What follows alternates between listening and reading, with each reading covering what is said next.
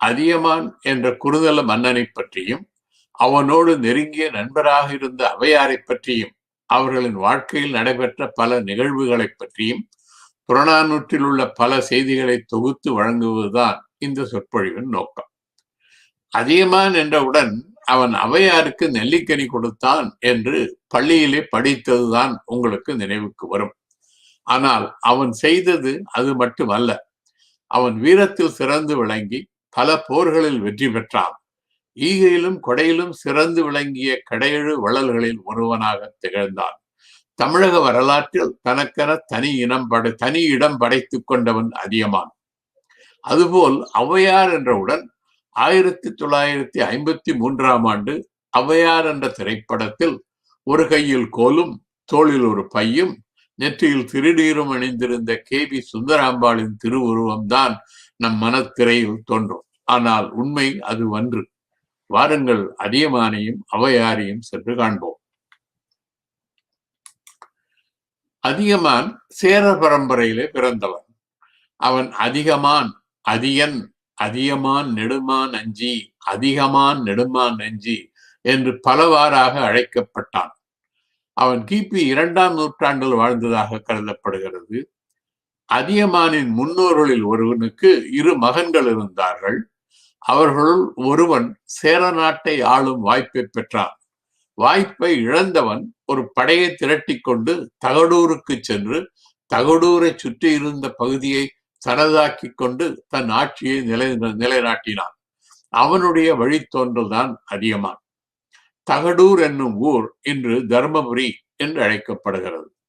அதியமான் ஈகையிலும் கொடையிலும் சிறந்து விளங்கியதால் அவன் கடையெழு வள்ளல்களில் ஒருவனாக கருதப்படுகிறான்.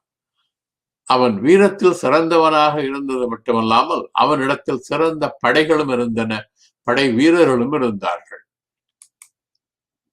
அதியமானின் நாட்டிற்கு அருகில் இருந்த சில நாடுகளில் கொடுங்கோலர்கள் ஆட்சி செய்தார்கள். அதியமான் அவர்களோடு போர் செய்து அவர்களை வென்று அவர்களின் நாடுகளை தன் நாட்டோடு இணைத்துக் கொண்டான். அவன் ஆட்சி காலத்தில் அவன் நாடு பெருமளவில் வளர்ச்சி அடைந்தது. ஒருமுறை 7 மன்னர்களை அதியமான் வெற்றி பெற்றதாக வரலாறு கூறுகிறது. ஆனால் அந்த 7 மன்னர்கள் யார் என்று வரலாற்றில் எந்த குறிப்பும் இருப்பதாக தெரியவில்லை. அதியமான் பாண்டிய மன்னனோடும் சோழ மன்னனோடும் மிகுந்த நட்பு கொண்டவனாக இருந்தான். ஆனால் அதியமானுக்கும் சேர மன்னன் பெருஞ்சேரல் இரும்புரைக்கும் இடையே நட்பில்லை. அதியமான் வீரத்தில் சிறந்தவனாகவும் படை வலிமை மிக்கவனாகவும் ஈகையிலும் கொடையிலும் சிறந்தவனாக இருந்து பெரும் புகழ் உடையவனாக இருந்ததால் சேர மன்னன் அதியமான் மீது மிகுந்த பொறாமை உடையவனாக இருந்தான். அதியமானோடு போர் புரிவதற்கு தக்க சமயத்திற்காக சேரன் காத்து கொண்டிருந்தான்.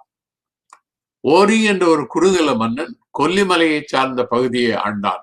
அவனும் அதியமானும் நெருங்கிய நண்பர்களாக இருந்தார்கள். மலாடு என்ற நாட்டை மலையமான் திருமுடிக்காரி என்ற மன்னன் ஆண்டு வந்தான். அவனிடம் மிகச்சிறந்த படை வீரர்கள் இருந்தார்கள். அவன் சேர சோழ பாண்டிய மன்னர்கள் மூவருக்கும் நண்பனாக இருந்தான். காரி படை வலிமை மிக்கவனாக இருந்ததால் போர்க்காலங்களில் தேவைப்படும் பொழுது மூவேந்தர்களும் அவனுடைய துணையை நாடினார்கள். காரி எந்த மன்னனுக்கு துணையாக இருந்தானோ அந்த மன்னன் வெற்றி பெறுவது உறுதியாக இருந்தது. சேரன் பெருஞ்சேரல் இரும்புரை ஓரியை வென்று கொல்லிமலை பகுதியை தன் நாட்டோடு இணைத்துக் கொள்ள விரும்பினான். அது பற்றி சேரன் காரியோடு கலந்து ஆலோசித்தான். காரி ஓரியை வெல்வதற்கு சேரனுடைய படை தேவையில்லை, அவன் ஒரு சிறு நாட்டை ஆளுகின்ற ஒரு குறுதல மன்னன், அவனை நானே சென்று வென்று வருகிறேன் என்று சொல்லிவிட்டு தன்னுடைய படையோடு ஓரியிடம் போரிடுவதற்கு சென்றான். ஓரியோடு போரிட்டான். ஓரியை கொன்றான், வெற்றி பெற்றான். காரி ஓரியோடு போரிட்டு வெற்றி பெற்று கொல்லிமலையை அவனுக்கு சேரனுக்கு அளித்தான். தன் நண்பன் ஓரியோடு போரிட்டு அவனை காரி கொன்றதால் கோபமடைந்த அதியமான் காரி இருந்த கோவலூருக்கு சென்று காரியை எதிர்த்து போரிட்டான். கோவலூரில் நடைபெற்ற போரில் அதியமான் வெற்றி பெற்றான். ஆனால் காரி கோவலூரிலிருந்து தப்பிச் சென்று சேரனிடம் சரணடைந்தான். பின்னர் காரியும் சேரமான் பெருஞ்சேரல் இரும்புரையும் சேர்ந்து வந்து அதியமான் இருந்த தகடூரை தாக்கினார்கள். அதியமானின் கோட்டையை முற்றுகையிட்டார்கள். பல நாட்கள் போர் நடைபெற்றது. முடிவாக அதியமான் கொல்லப்பட்டான். தகடூரில் நடந்த போரில் சேரமான் பெருஞ்சேரல் இரும்பொறை வெற்றி பெற்றதால் அவன் தகடூர் எறிந்த சேரமான் பெருஞ்சேரல் இரும்பொறை என்று அழைக்கப்பட்டான்.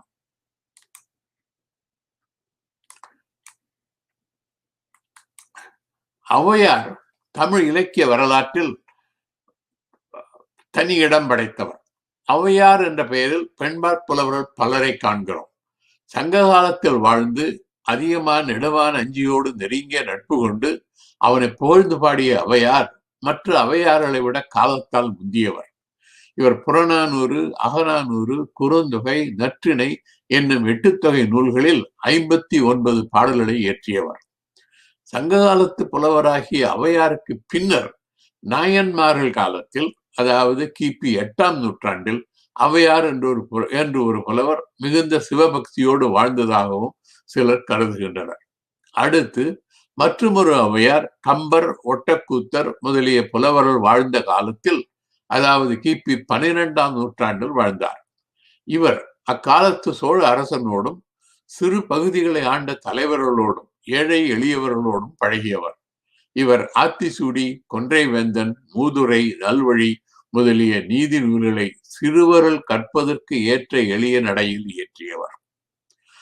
அடுத்து ஞானக்குறள் என்ற ஒரு நூல் ஔவையார் என்ற ஒருவரால் இயற்றப்பட்டதாக தெரிகிறது. இந்நூலில் உயிரின் தன்மையையும் யோக நெறியையும் பற்றிய ஆழ்ந்த கருத்துக்கள் காணப்படுகின்றன. விநாயகர் அகவல் என்ற பக்தி சுவை ததும்பும் நூல் ஔவையார் என்ற ஒருவரால் இயற்றப்பட்டதாக கூறப்படுகிறது. இந்த ஔவையார் தான் ஞானக்குறள் எழுதிய ஔவையாரா என்பது ஆய்வுக்குரியது. ஆகவே 4 அல்லது 5 ஔவையார்கள் இருந்ததாக தெரிகிறது. ஆனால் இன்று நாம் பார்க்க போவது சங்க காலத்திலிருந்து ஔவையார் மட்டுமே.